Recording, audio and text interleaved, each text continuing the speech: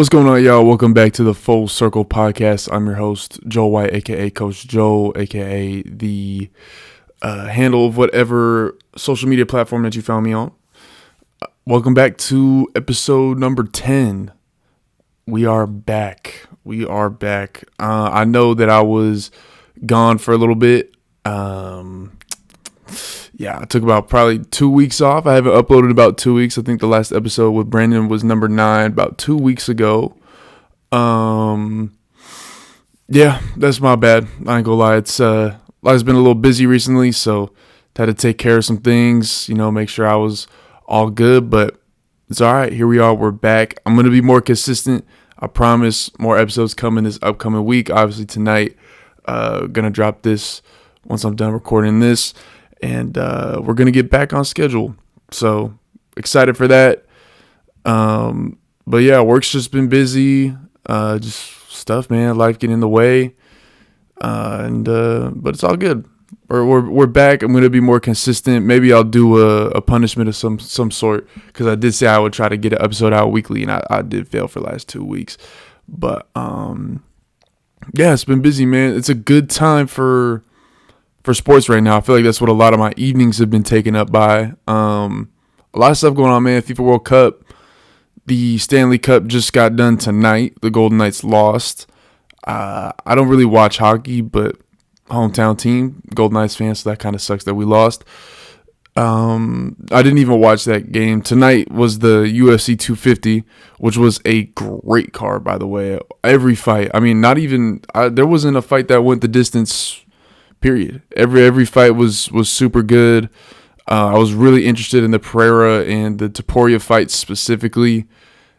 Watching Alex Pereira get knocked out, that was difficult, man. That was a tough one. I knew he came up a weight class or two to make that fight, and I don't know. I know it was difficult for him, but man, I wanted to see him get that one. But realistically, everybody kind of knew, since he had to come up. He had to put on he had to put on a lot of weight for that fight. I just think it wasn't realistic of him to win the fight. I think he fought. I don't really know how to pronounce his name, but from what I've seen, Cyril Gane, I think is how you sort of pronounce his name. He's been in heavyweight for as long as I can remember. I mean, I remember that fight a few years ago when he fought Derek Lewis. Back when Derek Lewis was still good. You want to talk about Derek Lewis tonight. Derek Lewis's last 2 fights have just been, I don't even know what I'm watching. It's like I'm not even watching Derek Lewis anymore. Maybe he's just a little out of his prime or whatever. I don't know. But yeah, when Cyril Gane, however you pronounce his name, when he fought Derek Lewis a few years ago, and Derek Lewis hit him like coming out fresh out the gate, just got him with a knee.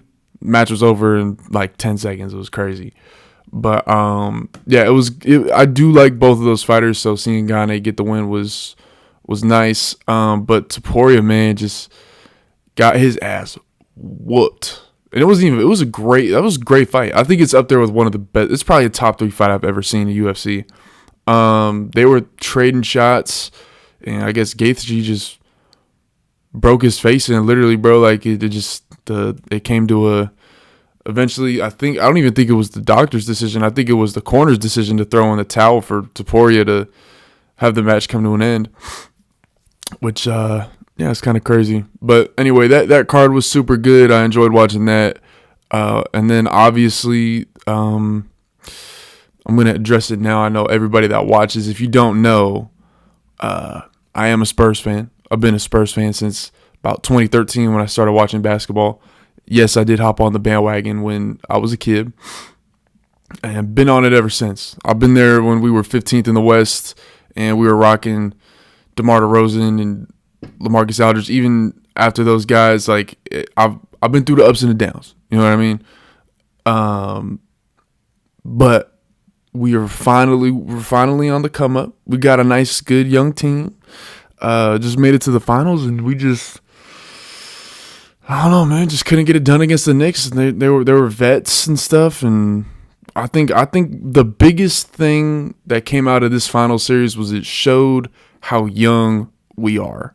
And when you play a team like New York, who's got multiple years, at least in their starting five, who has got multiple years on our starting five, it just shows. You know what I mean?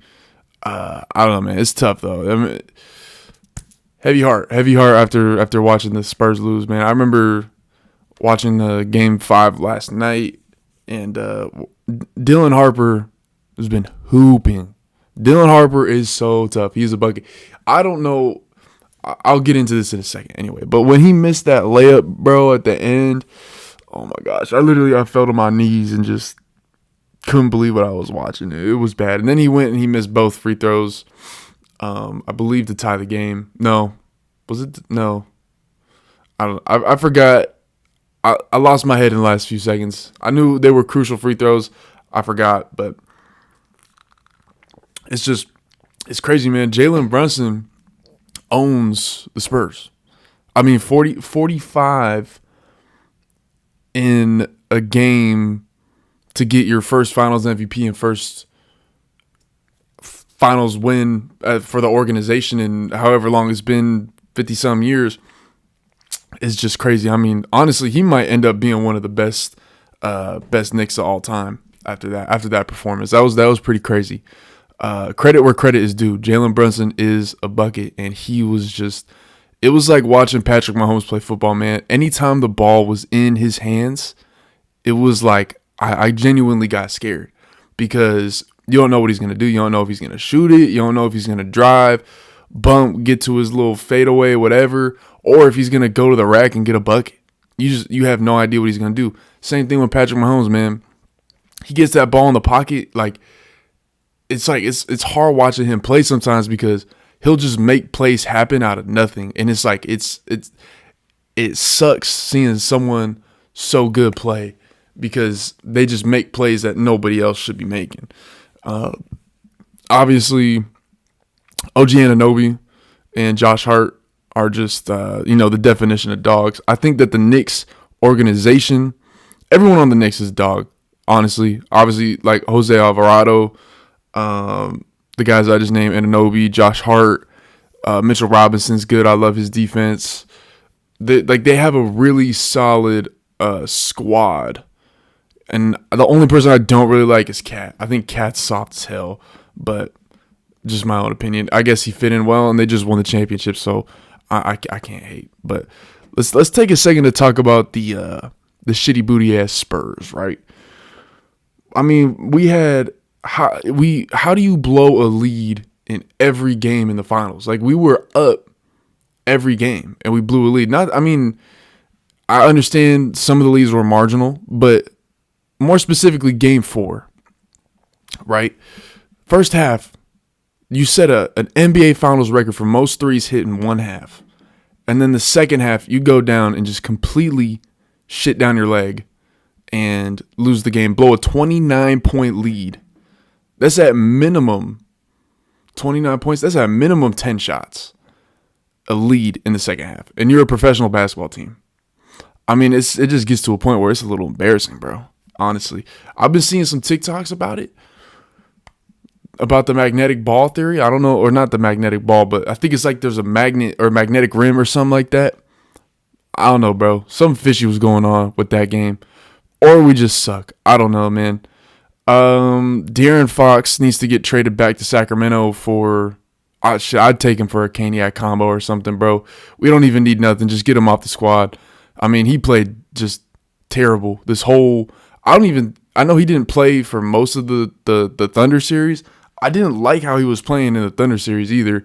Came in with the Knicks completely it was, I don't even know, man. It was like watching Russell Westbrook play for the Lakers. It was pretty bad. It was pretty bad watching him play, man. But I will say, I don't even know. I think him and Castle shot a combined 4 for 24 last night from the field. Castle had his first field goal at the end of the game with that putback dunk. I mean, there's just nothing like when you're facing elimination, that's how you show up.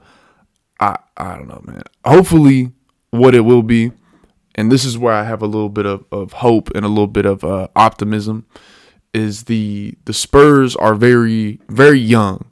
So they have a lot of time. Obviously, I forgot to say, obviously, Fox is one of the older guys on the team. And then once you come off the bench, you got guys like Biyombo, vets like that, and Harrison Barnes, stuff like that. But our core is super young. Obviously, Castle, Dylan Harper, rookie, Carter Bryant, rookie. Didn't see the floor a whole lot in this series. But Carter Bryant's going to be nice. Wemby, obviously, 23, I think. Yeah, everybody's pretty young. I mean, even Keldon Johnson. I think Keldon Johnson is one of the older guys. He's like 26, maybe. So I don't know what the squad's going to look like next year. I think Wemby, I think that obviously my previous podcast, I stated that Wemby might be the future greatest basketball player of all time. Yeah, I don't know, man. After this, I'm not saying that still can't be a possibility, but after watching this finals, I mean, it's he's on fraud watch a little bit, man. He's obviously a really good basketball player, but I felt like he just passes up too many shots in the clutch. He's always moving the ball, and he's never taken, like, I just feel like when you go back and you watch old finals games and you watch teams that win, and let's even back, so 2016 when the Cavs came back down 3-1, and you just watch LeBron play. Once the hand, and you can even connect it to this one too. When you watch LeBron play, and back in those games, you go watch those games, every time he got the ball, especially in the clutch, you knew it wasn't going to anybody else. He's the guy, and he's the one that's going to get the bucket. Same with like Kobe Bryant, 09, 010. Like when he got his rings, when Kobe got that ball, you knew he got that ball, and he was probably going to find a way to score it. That's how Jalen Brunson was this series, and that's why we just got smoked. Was once that ball got into Jalen Brunson's hands, even for OG sometimes. I mean, OG had a crazy game 4. Like those were two dudes that, like, when the ball went to their hands, specifically Jalen Brunson, when the ball went to Jalen Brunson's hands, you just knew something was going to happen. You just knew he was going to go get a bucket, and there was nothing you could do about it. You could send a double team. He's going to probably pass it out, get the ball back, try to do the same thing. I mean, I don't know, man. Wemby, I just feel like he has to get past. He just passed up too many opportunities. He's 7'5". Nobody can even contest a 3-pointer, and he can shoot it and he can score efficiently. So I don't know why he's passing up the opportunities. I understand that he has other weapons around him, but sometimes you just gotta be the weapon, bro. Wembanyama has to be the weapon, and he's 7'5". If he goes to the rack, he's gonna get fouled. Someone's gonna foul him. You can't. There's nothing you can do to stop it. The only thing you can do is foul. But it's like he doesn't recognize that, and it's like he was almost too scared at the moment to take matters into his own hands, which is something he needs to do. Now, granted, you look at every team that's ever been great. The Warriors, Steph Curry, Kevin Durant, Klay Thompson. I mean, that team was stacked. LeBron James had his sidekick back in 2016, Kyrie Irving, Michael Jordan. The team was great, but obviously he has Scottie Pippen. Wemby, I don't think Wemby has anybody to his second. Wemby doesn't have a second guy yet. Like a second guy that's really solid. Like he doesn't have his Pippen. He doesn't have his Kobe to his Shaq. He doesn't have his Kyrie Irving to his LeBron. He doesn't have his Kevin Durant to his Steph Curry, or his Klay Thompson to Steph Curry. He doesn't have that guy yet. I don't think. And granted, that could be maybe Castle in the future, or maybe even Dylan Harper too. Dylan Harper played really well this series, and I'm really optimistic for him in his future. He's really someone that we honestly probably should hold on to for a long time. He's going to be something special. But Wemby he doesn't have that second guy, that he doesn't have that sidekick. And every great player has their sidekick, bro. Every single one of them does. And I mean, yeah, he doesn't really have that sidekick. So in terms of winning basketball and winning a championship, this year wasn't going to be his year. I hope that Castle can develop into that player. Castle's also very young. He has time to develop that. And I hope that, obviously, with the Spurs losing this game and this series, that it it teaches them a lesson and it ignites a fuel in them. The future years are going to be interesting because like the Thunder aren't going anywhere anytime soon. That's going to probably turn into a great rivalry game. We're probably going to see each other in the playoffs a few times. Teams in the East are coming up. Obviously, I think that this Knicks team is kind of a team that's probably going to be one and done. And next year, because the East is pretty competitive, I felt like at least the Knicks were obviously a clean sweep this year, but I think next year it might look a little different the way things are going about the league right now. But yeah, that's my take on it, man. In the finals, it was disappointing.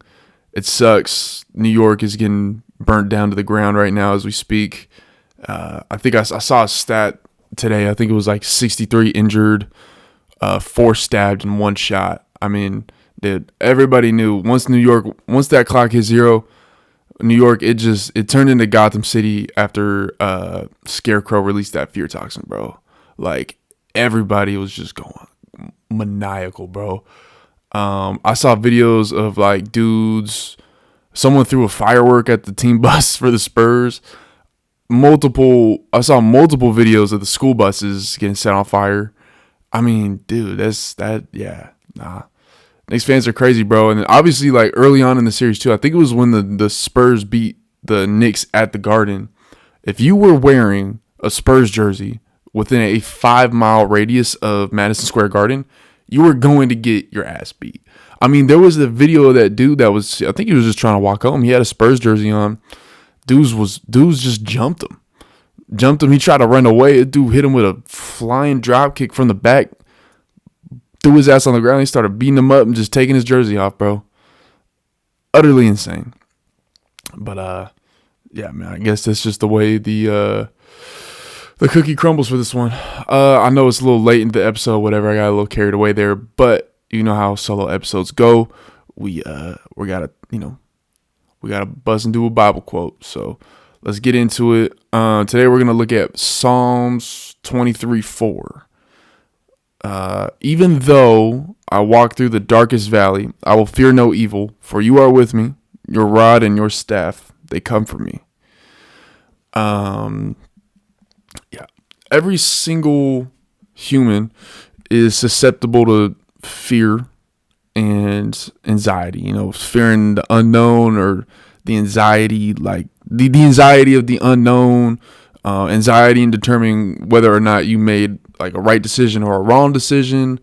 There's just there's anxiety. Anxiety and fear are kind of, they're two components to life that sometimes, just absolutely consume us. I've been there, and I'm sure that you've been there as well. Just times where you walk around all day with a heavy heart and this constant, like, tight kind of worrying feeling in your chest, worried about something that's going to happen or that's already, is something that, worrying about something that you already know is going to happen or that's already happened, that you don't really have any control over. I don't know. I think that this verse serves as a nice reminder that even in times where, waves of anxiety and fear kind of feel too strong to overcome, trusting in God, it can be a comfort for you, or just simply a light kind of at the end of the tunnel. I know I touched on that in a previous episode about hope and everything. Trusting that God has a plan for you and knowing that he's got your back is kind of what this serves as this verse serves as a reminder of that. Believing in God to guide you in the right direction every step along the way that you take on his path is just, it's important, because he has carved, I believe that he has carved a path for everybody. And if you let him guide you and put the light so that you can walk on this path, that will help you uplift a heavy spirit, a fearful spirit or an anxiety filled spirit too. With constant faith and work, you can get yourself out of the darkest valleys that you could possibly imagine. I like to think that God kind of, he has a path carved out for everybody, right? It's got highs, it's got lows, and lessons to learn all the way along this path that that is your life. But what you need to understand is that on this path, God gives you the strength to walk the path, but He won't move your feet for you, if that makes sense. It's not, the path is not the path of life in general. It's not an easy path to walk on at all. There's ups and downs and whatever else. And it's very easy to get led astray from the path that God does have for you. But as you tighten your relationship with God, the more that path kind of becomes more lit and more, the more firm that you walk in your faith, the more firm that your strength is as you walk across this path that was so beautifully carved out for you. And the more, obviously the more strength you have, and the more humility you have through the ups and the downs of, whatever the path is. I think that like I said earlier, the path is kind of, God gives you the strength to walk on the path, but He will not move your feet for you. You got to get up every morning. You got to move your feet yourself. But, if you trust in God and you trust that He's got your back no matter what, and you just follow His word, and if you follow His word, then the path will light itself up for you. You'll walk on it, and you'll walk through it humbly and full of strength. And that's really all I got for that. So anyway, let's get into today's primary topic. I want to talk about arcade games. The other day, I went on a little date, and we went to this arcade. We had a great time. And there were a few games there that gave me a lot of nostalgia from my childhood. I noticed that there were a lot of games there, a lot of new ones for sure. I mean, they had this weird, I'm a big fan of air hockey. I think air hockey is one of the more fun games. Obviously, you need two people to do it, but it's one of the more fun games. But the table was curved like that. I don't know, man. Didn't like it. There's a lot of new games that are interesting, but I don't know. Today I want to talk about my top 5 arcade games of all time. I think this list is going to be interesting, and I think a lot of people will agree. And I will say this: I think it's very interesting when I was at that arcade. And one thing I've noticed over the past few years is I've been to multiple arcades. It's crazy to me that kids these days, they will really, truly never understand they'll never understand the feeling of getting a $20 bill and going to put that $20 bill into a coin machine where you get your tokens, and then using tokens as your method to go, obviously to put it in so you could play the games, right? Crazy. And then not only that, but kids will never understand the joy and the feeling of hitting a jackpot and sitting there and waiting while the physical tickets get dispensed from the machines. Because now everything's just on a card. You pay for credits. I don't even know what the ratio for, obviously with the tokens, $1 got you 4 tokens. Games were usually, the more expensive games were 4 tokens. The cheaper ones were 1 to 2. But now, everything's credit based. I have no idea what the ratio is. But yeah, kids these days, they'll just never understand the difference between having the tokens and that little small plastic cup with full of tokens, what a $20 bill could do for you back then, as opposed to, now with the card and stuff. And obviously with the tickets too, you put the tickets into the little thing where it eats it up, and then you get a little receipt that you can bring up and you can go get your prizes. That's a whole nother thing. The prizes are I think that prizes are a lot weaker now. You don't see as much candy. And if there is candy, usually it's a lot more expensive, which is kind of crazy. But yeah, I don't know, man. The way that arcades are landscaped now, it's a lot different. It's a lot different than how it was when I was growing up. But Anyway, let's hop into this list. I'm going to talk about my top 5 arcade games. At the 5 spot, it's an all reliable. And honestly, in terms of what I think is my favorite, this is probably top 3, but I'm put it at the 5, and I'll explain why I'll put it at the 5. But I'm gonna go with main event mini basketball hoop games. Those games are always a great time with anybody. I like playing it with other people, randoms that are there, whoever I'm with. It's a nice little competition. Obviously, I love basketball, so it was that's always a good fun game to play for a few times. It's usually very low. However much it costs to play it, it's usually pretty low. And the only reason I kind of got it at the 5 is because it doesn't dispense a whole lot of tickets. But I would say it's arguably one of the most fun games, and usually in any arcade that you go to.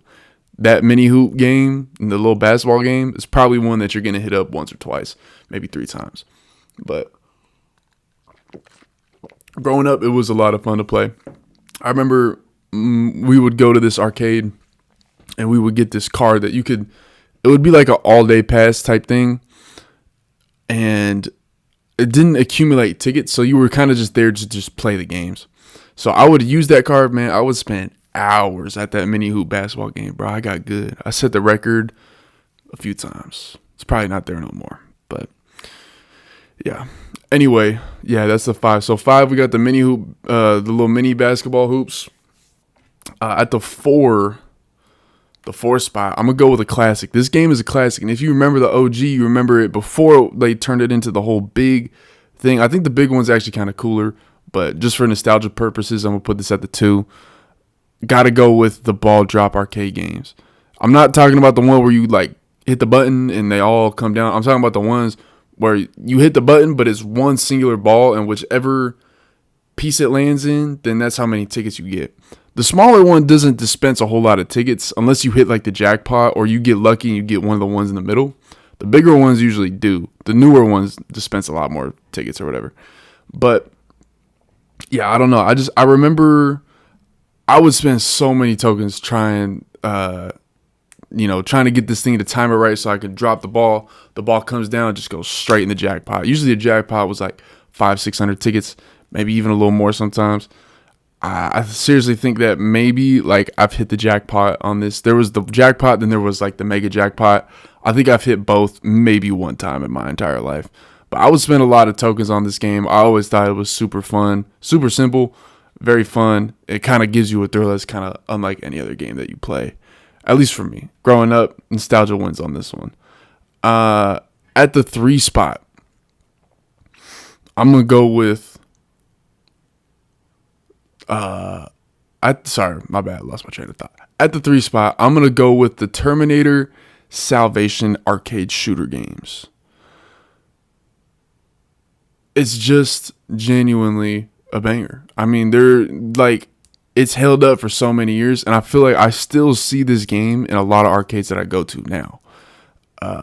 It's probably, in terms of the shooter games, I mean, it's honestly probably the only one that I could name off the top of my head. I could think of maybe the Tomb Raider shooter game, but that's a little bit newer, and that's a good one. It's a little bit bigger too, but man, and maybe the Buckshot too. Buckshot games are cool, but something about the Terminator, and even the story mode was cool. It was a game. It was difficult. You could get a decent amount of tickets on it. And I think that it's honestly just a go-to. If you ever see it in arcades, you kind of got to play it for the one time. But yeah, so anyway, at the 5 let's recount it. At the 5, I had the mini hoop basketball games. At the 4, I had the ball drop games. At the 3, I had the Terminator Salvation shooter games.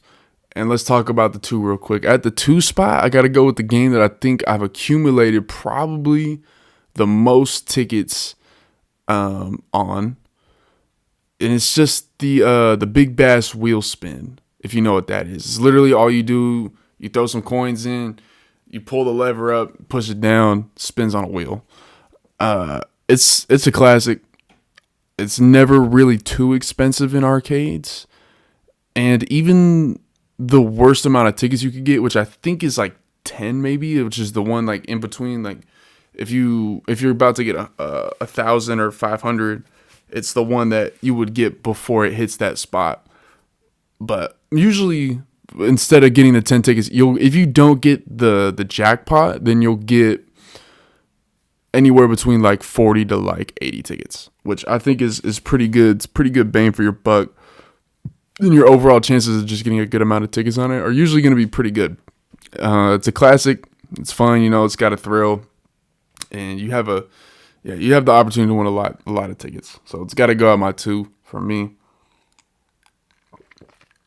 And at my 1 spot, the greatest arcade game of all time. You want to talk about a game with some longevity. This game is the LeBron James of arcade games, in my opinion. The Deal or No Deal arcade game is at my number 1. It's genuinely a once in a lifetime game. It is generational. That thing has been around. Since it came out, it hasn't left. It's in this. This is a game that's in just about seriously every arcade that I've ever been in. Even the small ones, this game is in there. I think the game itself takes a decent amount of time to play, so you get to enjoy it more. It's a fun game to play. The concept of Deal or No Deal is fun. It's usually not too expensive either, and I think it's just generally overall just a good bang for your buck. If you win, you could win a lot of tickets too.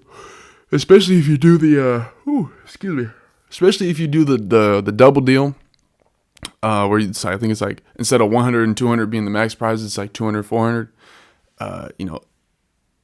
You could win a good amount of money. It's very nostalgic, and I don't know, man. I just think I've never not had a good time on that Deal or No Deal machine. I take that back. The most recent one I did, the machine must have been broken or something, because we was playing it and I hit that no deal button, I hit that no deal button and it was crazy. I hit that no deal button and for some reason it slapped deal. I got 30 tickets, and then if you know the game, if you press no deal through everything and click through all the cases, you get your case at the end. Our case had the 400 tickets in it. We had the jackpot in it, and for some reason it hit deal. I think that it knew that I had the jackpot, so it just wanted to rig me. But whatever, man. I was OD pissed. The same thing happened when we tried to play it again. Same thing happened. I think the machine was just broken. But that was probably, I don't know, man. That was super unfortunate. But anyway, back to what I was saying. Yeah, it's my favorite game, and I think it's probably one of the best ones of all time, just simply based on how long it's a long game, so you could play it for a good amount of time. You could win a lot of tickets. It's usually pretty cheap.